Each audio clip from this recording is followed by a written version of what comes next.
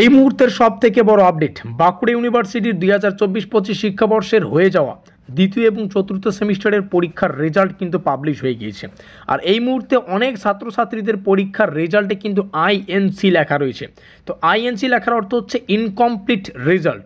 হয় তুমি এক বা একাধিক সাবজেক্টে ফেল করেছো, কিংবা কলেজ থেকে তোমার রেজাল্টটিকে ইউনিভার্সিটিতে পাঠানো হয়নি, এই রকম যে সমস্যা, যার কারণে কিন্তু রেজাল্টে আইএনসি থাকে।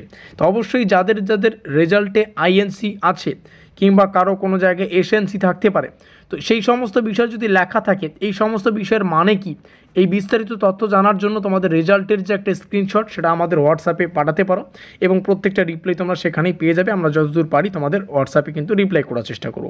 তো এই হচ্ছে রেজাল্ট সংক্রান্ত আপডেট। তোমরা অবশ্যই রেজাল্ট দেখবে, আর মোস্ট ইম্পর্টেন্ট বিষয় যেটা, রেজাল্টটাকে স্ক্রিনশট করে রাখবে, ঠিক আছে। আমাদের রেজাল্টে কিন্তু এই বিষয়টা লেখা আছে, সেটা হচ্ছে প্রভিশনাল রেজাল্টস, মানে এটা কিন্তু ফাইনাল রেজাল্ট না। মানে প্রভিশনাল মানে প্রাথমিক রেজাল্ট, এটা চূড়ান্ত নয়। এরপরে কিন্তু বিশ্ববিদ্যালয়ের সব ডেটা যাচাই করে তখন তোমার ফাইনাল গ্রেড সিস্টেমটা বা ফাইনাল গ্রেড সিট সেটা কিন্তু তুমি পাবে। তো তুমি চাইলে এখন তোমার রেজাল্টের যে স্ক্রিনশট সেটাকে রাখতে পারো, কারণ এটি তোমার পরবর্তী সেমিস্টারের রেজিস্ট্রেশনের সময় কিন্তু কাজে লাগবে।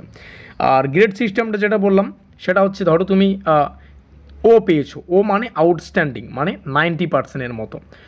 কেউ আছে এ প্লাস পেয়েছে, তো এ প্লাস বলতে গেলে মোটামুটি 80 থেকে 89%কে আন্দাজ করা হয়।